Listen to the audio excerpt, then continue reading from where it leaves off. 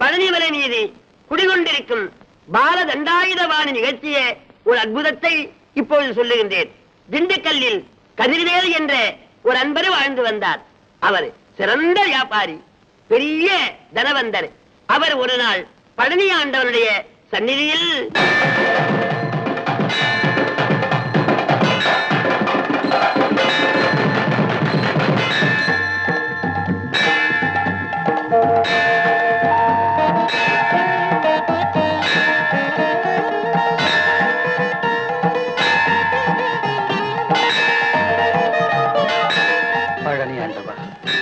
பாலமுருகன், நீ இல்லாம என்னால என்னப்பா செய்ய முடியும்? உள்ளூர்ல முதலா உன்னையும் நிரந்தர கூட்டா சேர்த்துக்கிட்டு ஒரு சின்ன வியாபாரத்தை ஆரம்பிச்சப்போ எல்லாரும் என்ன கேலி பேசினாங்க. இந்த முரட்டு பைய முன்னுக்கு வருவானா, காலி பைய காசு சேர்ப்பானான்னு என் காதல படும்படியாவே ஏளனமா பேசினாங்க. ஆனா அத்தனை பேரும் வாயடைச்சு போற மாதிரி எனக்கு லாபத்தை நீ வாரி வாரி கொடுத்தப்பா. அதுல பாதி பங்கு உன் திருப்பணிக்கு நான் கொடுத்துக்கிட்டு தான் இருக்கேன். இப்போ இந்த நாட்டுல செய்துகிட்டு இருந்த வியாபாரத்தை வெளிநாட்டிலையும் போய் செய்யறதுன்னு நான் முடிவு பண்ணியிருக்கேன்.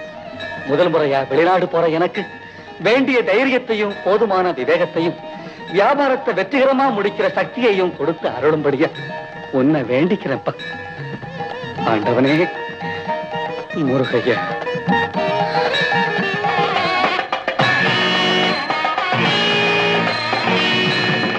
அடே வடிவேலு, கதிர்வேலு, உன்னை கோவில்ல சந்திப்பேன்னு நான் எதிர்பார்க்கலடா. நிறுத்துற, நான் இந்த ஊருக்காரன். எனக்கு தெரியாம எப்பவாவது இந்த கோயிலுக்கு வந்திருக்கிறியா? இல்ல. அப்புறம் ஏன்டா இன்னைக்கு வந்த? வடிவேலு, ஒரு அவசர பிரயாணம். ஆண்டவனை பார்த்துட்டு ஒன்னே வந்து சந்திக்கலாம்னு நினைச்சுக்கிட்டு இருந்தேன். அதுக்குள்ள நீயே வந்துட்ட. அவசரமா? என்னப்பா அது? ஒண்ணு இல்லப்பா, வெளிநாட்டிலயும் வியாபாரம் செய்யலாம்னு முடிவு பண்ணி நாளைக்கு நான் புறப்படலான்னு இருக்கேன். ஏன்பா, உள்ளூர்ல இருக்கிறது போதாதா? அதுக்கு இல்லப்பா, திரைக்கடலோடைய திரவியம் தேடுன்னு பெரியவங்க சொல்லுவாங்க. அந்த வாய்ப்பை ஆண்டவன் எனக்கு கொடுத்துருக்கான். அதை ஏன் நடுவ விடுவானே? ஒரு 5-6 வருஷம் வெளிநாட்டுல போய் இருந்துட்டு வரலாம்னு நான் முடிவு பண்ணிருக்கிறேன். அது போகட்டும், நீ எப்படி இருக்க? நல்ல நேரம் வருமானு எதிர்பார்த்துட்டு இருந்தேன். இப்ப வந்திருக்குது, என்ன பிரயோஜனம்? டேய், ஏன்டா அப்படி சொல்ற? பழனி தாலுகாவுக்கு மோட்டார் ஸ்பேர் பார்ட்ஸ் ஏஜென்சி எனக்கு கொடுக்குறாங்க. அது மட்டும் கிடைச்சா போதும், நிறைய லாபம் வரும், வாழ்க்கையும் வளமாகும். ஆனா 10,000 ரூபாய் டெபாசிட் கேட்கறாங்க. என்கிட்ட இருக்கிற நிலத்தை வித்தா கூட 5,000 ரூபாய் தான் கிடைக்கும். பாக்கி 5,000க்கு கூட்டு சேர சொல்லி பல பேரை கேட்டு பார்த்தேன். ஆனா பலன் இல்லை. அதனாலதான் என் குறையெல்லாம் இந்த பாலதண்டாயுதபாணி கிட்ட சொல்லிட்டு போலான்னு வந்தேன். நான் தர்றேன்டா. வடிவேலு, நீ நிலத்தை விற்க வேண்டாம், 10,000 நான் கொடுக்கிறேன். என்னடா தயச்சு போயிட்டேன்? கதிர்வேலு, ஒண்ணுல கதிர்வேலு, ஒண்ணுல. ஆமா, இந்த பணத்தை நீ எனக்கு எப்படி கொடுக்க விரும்புற? பங்கா இல்ல கடனா? இங்க பாரு, எனக்கு பங்கு, லாபம், வட்டி எதுவுமே வேண்டாம். நீ நல்லா இருக்கும் போது திருப்பி கொடு, இல்லன்னா விட்டுட. ரொம்ப பெருந்தன்மைப்பா உனக்கு. ஆனா வியாபாரத்துக்கு வேண்டிய பணம் எல்லாத்தையும் உங்ககிட்ட இருந்து வாங்கி போட்டுட்டு வர்ற லாபத்தை நான் மட்டும் அடைய என் மனசாட்சி இடம் கொடுக்காதுப்பா. 3/4 பங்கு உனக்கு, 1/4 பங்கு எனக்கு. என்னடா பேச்சுது? இப்படி பேசிக்கிட்டு இருந்த உனக்கு பணமே கிடையாது. கொஞ்சம் யோசனை பண்ணி பாரு. பணம் பூரா உன்னுடையது, உழைப்பு தான் என்னுடையது. டேய், முடிவா சொல்றேன் கதிர்வேலு, இந்த பணத்தை நான் வாங்கிக்கணும்னா பங்குல பாதி உனக்கு, மீதி தான் எனக்கு. சரிப்பா, உன் இஷ்டம்ப்பா. ரொம்ப நன்றிடா, ரொம்ப நன்றி. வடிவேலு, நீ தர்ற லாப பணத்தை என் சொந்தத்துக்காக நான் எடுத்துக்க மாட்டேன். ஆண்டவன் திருப்பணிக்காக செலவு பண்ண போறேன். சரியா? உன் விருப்பம். அப்ப இன்னைக்கே 10 ரூபாய் வாங்கி பார்ட்னர்ஷிப் டீட் எல்லாம் எழுதிடுவோமா? என்னடா அது? நம்பிக்கை இல்லாதவனுக்கு தானே 10 ரூபாய் அது இது எல்லாம். நான் உன்னை பரிபூர்ணமா நம்புறேன். இருந்தாலும் ஒரு சாட்சி என்ன கடவுளுக்கு கொடுத்த கற்பூரம் வேணுமா, இல்ல ஏழைகளுக்கு கொடுக்க சில்லற வேணுமா? ரெண்டும் இல்லப்பா. ரெண்டும் இல்லாம வியாபாரத்துக்கு எடுத்து ஏன் கூப்பிட்டீங்கண்ணே? கற்பூரே இல்ல சண்முகம், இவரே என்னுடைய நண்பர் கதிர்வேலன் பேர். வணக்கம். வணக்கம். இவரு நானும் ஒன்னா சேர்ந்து மோட்டார் ஸ்பேர் பார்ட் ஏஜென்சி ஒண்ணு ஆரம்பிக்க போறோம். 10,000 ரூபாய் மூலதனமா போடுறேன். நீ என்ன போடுற? ஒண்ணும் போடலப்பா. ஒண்ணும் போடலன்னா வியாபாரம் சோபிக்காதே. உழைப்பு என்னதானே? உழைப்பு உனது, பணம் ஆவறது. என்ன கணக்குது? நான் ஒர்க்கிங் பார்ட்னர். ஓஹோ, ஆமா. லாபத்துல எப்படி கணக்கு? ஆளுக்கு பாதி. ஆனா எழுத்து மூலமா இதை பத்தி ஒண்ணுமே வேணாங்கிறாருப்பா. நான் தான் ஒரு சாட்சியா இருக்கட்டுமே உன்னை கூப்பிட்டேன். வடிவேலு, கொஞ்சம் சும்மா இரு. இங்க பாருப்பா, எங்களுக்கு சாட்சி எல்லாம் வேண்டாம். நீ போய் உன் வியாபாரத்தை கவனிப்போ. என்னடா கற்பூரம் விக்கிறவன் சொல்றானேன்னு தப்பா நினைக்காதீங்க. உங்களுக்கு உலக அனுபவமே இல்ல. இந்த காலத்தை 50 ரூபாயை கடனா கொடுத்தா 5 தடவை கோர்ட் வாசலுக்கு ஏறி இறங்க வேண்டியதா இருக்குது. 1000 கணக்கில் பணத்தை போடுறீங்க. இதுக்கு ஒரு சாட்சி பத்தாது, 9 சாட்சி தேவை. தேங்காய் கடை தேங்காஜா, வெத்தலை கடை வெள்ளச்சாமி, பழகடை பஞ்சாட்சரம். நிறுத்துப்பா. சாட்சிங்க. தப்பா நிறுத்த சொல்றேன். நீ 1 ரூபாய்க்கு கற்பூரம் கொடு. இந்த இங்க வாடா. கற்பூரே கற்பூர கற்பூரே கற்பூரே. கடவுள் மேல நம்பிக்கை இல்லைன்னா ஏன்டா கோவிலுக்கு வர்ற? அங்க பாரு, அங்க பாரு.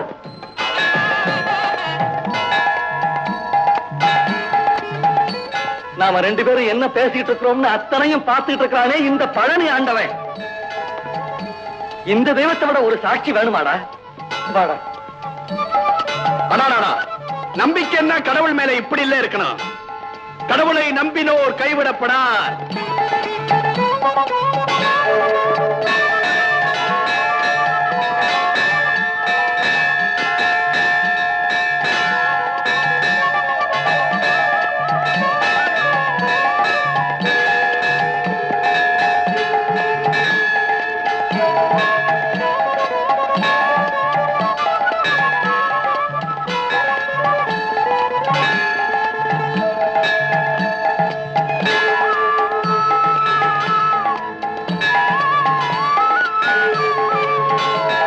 ஆண்டவரே, உன் பாதத்துல வச்சு இந்த பணத்தை கொடுக்கிறேன். இவன் ஆரம்பிக்கிற வியாபாரம் நிலைச்சு தழைச்சு வளர நீதான் இவனுக்கு அருள் பாலிக்கணும். நல்லா இருற. வா.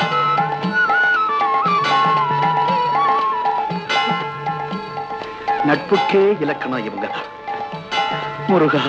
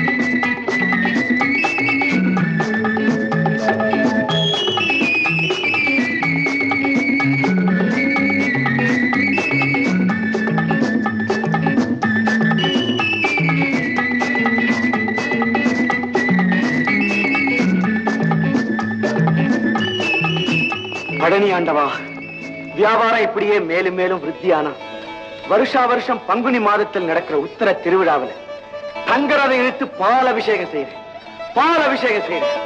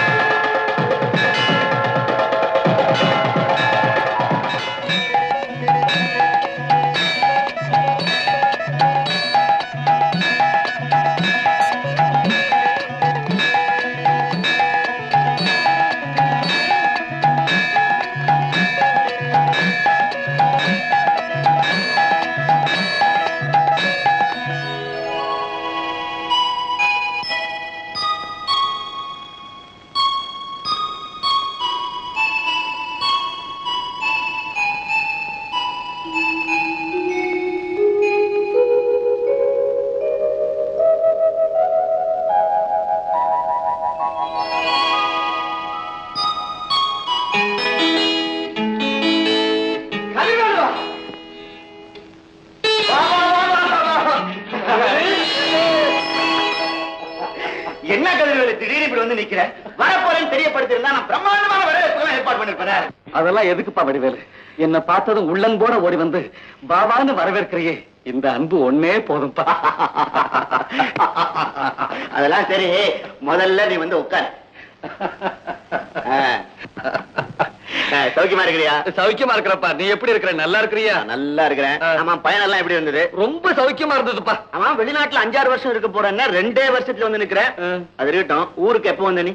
நேத்துதான்ப்பா வந்தேன். வந்ததும் உன்னை பத்தி நிறைய கேள்விப்பட்டேன். ஆண்டவனை கும்பிட்டுட்டு அப்படியே உன்னையும் பார்த்துட்டு போகலாம்னு தான் வந்தேன். அப்படியா? வெளிநாட்டு வியாபாரம் எல்லாம் எப்படி? வடிவேலு, நான் முடியாதுன்னு நினைச்ச பல விஷயங்களை பழனி ஆண்டவன் எனக்கு ரொம்ப சுலபத்துல முடிச்சு கொடுத்துட்டாப்பா. ஆமா, ஓ வியாபாரம் எல்லாம் எப்படி இருக்கு? பிரமாதம். இதுவரைக்கும் எனக்கு 10 லட்சம் ரூபாய் லாபம். 10 லட்சம். வடிவேலு, பழனி ஆண்டவன் பாதத்துல வச்சு நான் கொடுத்த பணத்தோட பெருமையை பத்தியா? 10,000க்கு 10 லட்சம் லாபம்.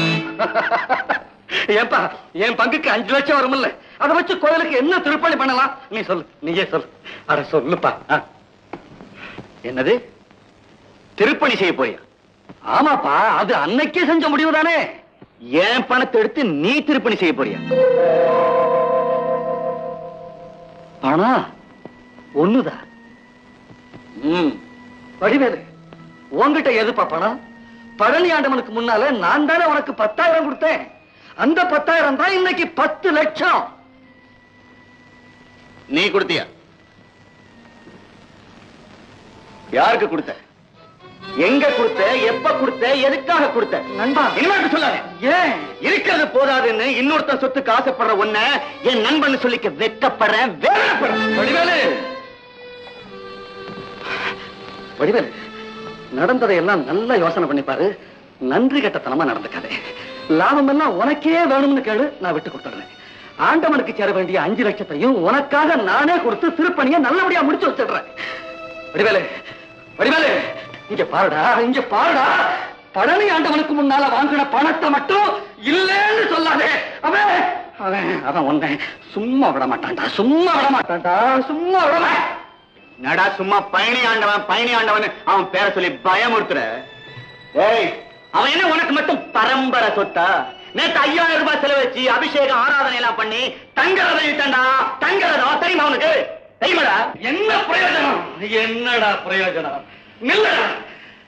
அடுத்து கெடுக்காம, அடுத்தவன் சொத்துக்கு ஆசைப்படாம, உள்ள தூய்மையோட இருக்கிறவன் ஒரு பைசாவுக்கு சூட வாங்கி கொடுத்தாலும் போதும், அந்த ஆண்டவன் ஓடி வந்து உதவி செய்வான். வடிவேலு, நல்லா நினைச்சு பாருடா, நல்லா நினைச்சு பாரு. நீயும் நானும் ஒரே இடத்துலதான் மாசம் 6 ரூபாய் சம்பளத்துக்கு வேலை பார்த்துக்கிட்டு இருந்தோம். அன்னையில இருந்து இன்னைக்கு வரைக்கும் நாம 2 பேரும் ஒரே கடவுளை தான் கும்பிட்டுக்கிட்டு இருக்கோம். என்ன மட்டும் 1 கோடி ரூபாய்க்கு அதிபதாக்கி வச்சிருக்கான். ஒண்ணு வெறும் 10,000 ரூபாய்க்கு என்கிட்ட கை நீட்டி கேட்க வச்சுட்டான். பாத்தியாடா? ஏன்டா நீயும் நானும் கடவுளை வணங்குற முறையில இருக்கிற வித்தியாசம் தாண்டா. அப்படின்னா என்ன போலீங்கிறியா? ஆமாடா, ஆமா. நீ மலையேறி போய் திருவிழா கொண்டாடி ஆண்டவனை வணங்க வேண்டிய அவசியமே இல்லை. உட்கார்ந்த இடத்துலயே இருந்து மனமுருகி ஒரு முறை முருகான்னு கூப்பிட்டா போறோம். அந்த ஆண்டவன் மலையில இருந்து உன்கிட்ட இறங்கி ஓடி வர வேண்டாம். நிறுத்து, நிறுத்து. உன்ன மாதிரி ஆளுங்க 5,000 இல்லடா, 50 லட்சத்துக்கு ஆராதனை அபிஷேகம் பண்ணி வச்சாலும் ஆண்டவன் வரமாட்டான், வரவே மாட்டான்டா. வராமலா எனக்கு 10 லட்சம் லாபம் வந்தது. வரும்டா, வரும். நிலத்து நிக்க. ஏன் தெரியுமா? உன்னை போல ஆண்டவனுக்கு துரோகம் பண்றவன், அவன் சொத்தை அபகரிக்க நினைக்கிறவன், ஏமாத்தவன் எல்லாம் கொஞ்ச நாளைக்கு தான் வாழ முடியும். அதனாலதான் பெரியவங்க தெய்வம் அன்று கொல்லாது நின்று கொல்லும்னு சொன்னாங்க.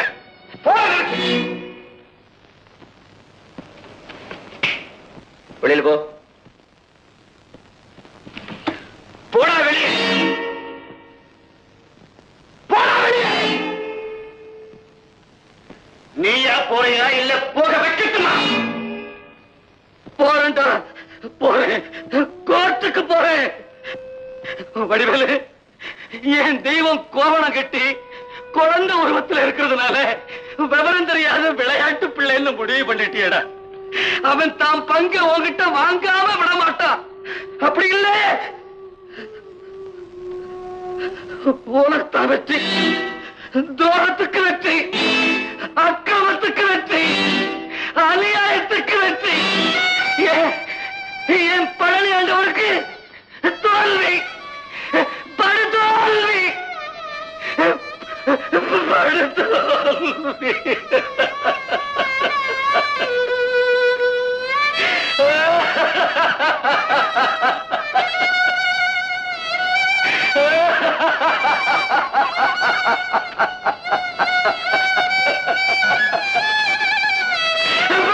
அவனுக்கு படுத்தோல்வி படுத்தோல்வி.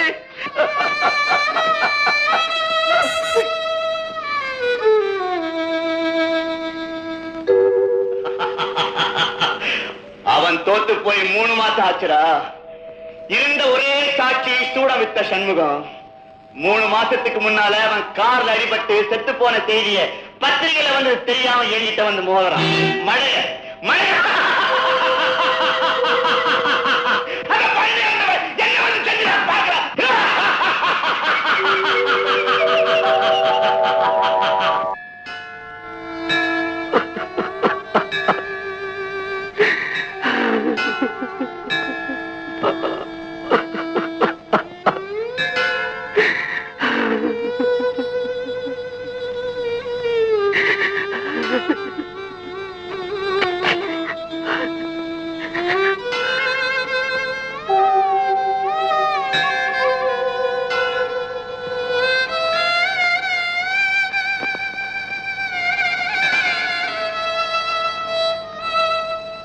பழனி ஆண்டவனே, பாலமுருகா பாலமுருகான்னு பக்தர்கள் எல்லாம் உன்னை கூப்பிடுறதுனால ஒண்ணும் தெரியாத சின்ன பிள்ளைன்னு உன்னை அவன் நினைச்சுட்டான்ப்பா. கை நீட்டி வாங்கின பணத்தையும் அவன் இல்லைன்னு சொல்லிட்டான். அவரு நான் சும்மா விட போறதில்ல, கோர்ட்டுக்கு போக போறேன். எதுக்காக? பணத்துக்காகவா? இல்ல ஆண்டவனே, இல்ல. பணத்தை வாங்கும் போது சாட்சியா இருந்து பார்த்துக்கிட்டு இருந்த ஒண்ணு அவன் மறந்துட்டானே. நீ யாருன்னு அவனுக்கு நான் உணர்த்தணும். இந்த ஊர் உலகத்துக்கெல்லாம் உன் சக்தியை எடுத்து காட்டணும். அதுக்காகத்தான்ப்பா நான் கோர்ட்டுக்கு போறேன். ஆண்டவனே, எனக்கு துணையா இரு. தேவமே, என் கூட இரு. என் கூட இரு முருகா, என் கூட இரு. என் கூட இரு முருகா, என் கூட இரு. எழுத்து மூலமா எதுவும் இல்ல, சாட்சியாவது உண்டா? மலை மேல நின்னுட்டு மனுஷ செய்யற நல்லதையும் கெட்டதையும் பார்த்துக்கிட்டு இருக்கிற அந்த பழனி ஆண்டவரை தவிர எனக்கு வேற சாட்சியே கிடையாதுங்க. இந்த வழக்குல வாதி நான் இல்லைங்க, தெய்வம். அதனாலதான் வாதாடத்துக்கு கூட வக்கீல நான் ஏற்பாடு பண்ணல. இப்பவும் சொல்றேன், அவரு வணங்குற அதே பழனி மலை தெய்வத்து மேல சத்தியம் பண்ணி என்கிட்ட அவர் பணம் வாங்கலன்னு சொல்லட்டும், நான் ஏத்துக்கிறேங்க. அது மட்டும் இல்ல, என்னால அவர் கௌரவத்துக்கு இடுக்கி ஏற்பட்டுடுச்சுன்னு நீங்க நினைச்சா என்ன நஷ்டஈடு கொடுக்க சொன்னாலும் கோர்ட்டு செலவோட சேர்த்து கொடுத்துறாங்க. மிஸ்டர் வடிவேலு, உங்க அபிப்பிராயம்?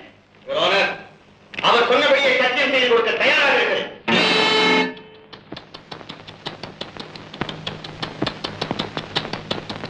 Yes, proceed. Your Honor, நான் வணங்குற பழனியாண்டவன் மேல சத்தியமா சொல்றேன், பணம் வாங்கல வாங்கல வாங்கவே இல்ல. எப்ப போய் சொல்ற? சண்முகன் உயிரோட இருக்க? 3 மாசத்துக்கு முன்னால கும்பகோணத்துல நீ கார்ல அடிபட்டு செத்து போனதா சொன்னாங்களே, நீ உயிரோட இருக்க? எல்லாரும் அப்படிதான் நினைச்சாங்க. ஆனா ஆண்டவன் என்ன பொழைக்க வச்சுட்டான். ஏன் தெரியுமா? கதிர்வேலுன்ற முருக பக்தனை வடிவேலுன்ற மோசம் பண்ண போறான். சமயத்துல போய் சாட்சி சொல்லி நீதியை நிலநாட்டணும்ன்றதுக்காக தான். இவரான இப்பதான் எனக்கு ஞாபகம் வருது, இவருக்கு எல்லா விவரமும் தெரியும். இவரை என் தரப்புல சாட்சியா விசாரிக்கும்படி நான் கேட்டுக்கிறேங்க. எஸ், இந்த வழக்குல நீங்க சாட்சியில் விரும்புறீங்களா? ஆமாங்க, இந்த வழக்கை பத்தி பத்திரிகையில படிச்சேன், அதனாலதான் பதறி போய் ஓடி வந்தேன். S, proceed. 2 வருஷத்துக்கு முன்னால எனக்கு நல்ல ஞாபகம் இருக்கு. அன்னைக்கு தை அமாவாசை. பழனி ஆண்டவனுக்கு முன்னால கதிர்வேலு வடிவேலு கிட்ட 10,000 ரூபாய் பணத்தை கொடுத்தார். அதை என் 2 கண்ணாலையும் பார்த்தேன். எல்லாம் 100 ரூபாய் நோட்டு. ஒரே கட்டா கொடுத்தாரு. இவ்வளவு கனம். அது மட்டும் இல்லாம இவருக்கு கிடைக்கிற லாபத்துல அவருக்கு பாதி பங்கு தர்றேன்னு சொன்னாரு. அதையே என் காதால கேட்டேன். இது சத்தியம் சத்தியம் சத்தியம். யுவர் ஆனர், இந்த ஆள் யாருன்னு எனக்கு தெரியாதுங்க.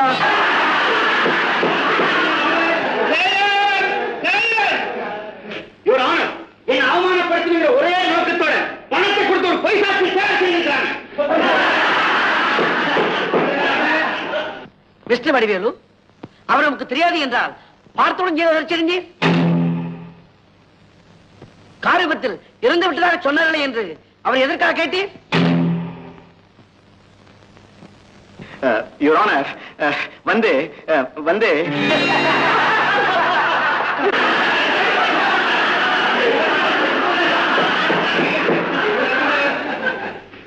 வாதியின் வழக்கிற்கு எழுத்து மூலமாக எந்தவித ஆதாரமும் இல்லாததால் இதன் முடிவு சண்முகத்தின் சாட்சி ஒன்றையே ஆதாரமாக கொண்டுள்ளது. மிக கவனமாக அவர் சாட்சியத்தை ஆராய்ந்ததில் உண்மையைத்தான் சொல்லுகிறார் என்று முடிவு செய்கிறேன். எனவே வாதி கதிர்வேலு தனக்கு சேர வேண்டும் என்று வழக்கில் குறிப்பிட்ட தொகையை கோர்ட்டு செலவுடன் சேர்த்து வடிவேலு கதிர்வேலுக்கு கொடுக்க வேண்டும் என தீர்ப்பளிக்கிறேன்.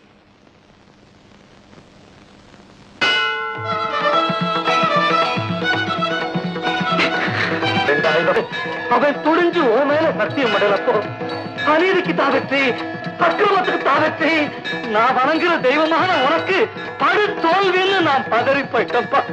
நான் பதறி போயிட்டேன். ஆனா அந்த நேரத்துல உன் கோயில் இருக்கிற திசை பக்கமா கவுளி சொன்னதை கேட்டேன். அப்பவே என் கவலையெல்லாம் தீர்ந்து போயிடுச்சு. என்ன காப்பாத்துறதுக்கு நீ வந்துட்டேன்னு நான் பூரிச்சு போயிட்டேன்ப்பா. சூட வைக்கிறவனை சாட்சி சொல்றதுக்காக கோர்ட்ல கொண்டு வந்து நிறுத்தி உன்னை நம்புனவங்களை நீ எப்பவுமே கைவிட மாட்டேன்னு நிரூபிச்சு காண்பிச்சுட்டப்பா. என் தெய்வமே நிரூபிச்சு காண்பிச்சுட்டப்பா. வேல் முருகா, வெற்றி எல்லாம் உனக்குதாப்பா. வெற்றி வேல் முருகா, உனக்கு தான்ப்பா வெற்றி. உனக்கு தான் வெற்றி முருகையா, உனக்கு தான் வெற்றி.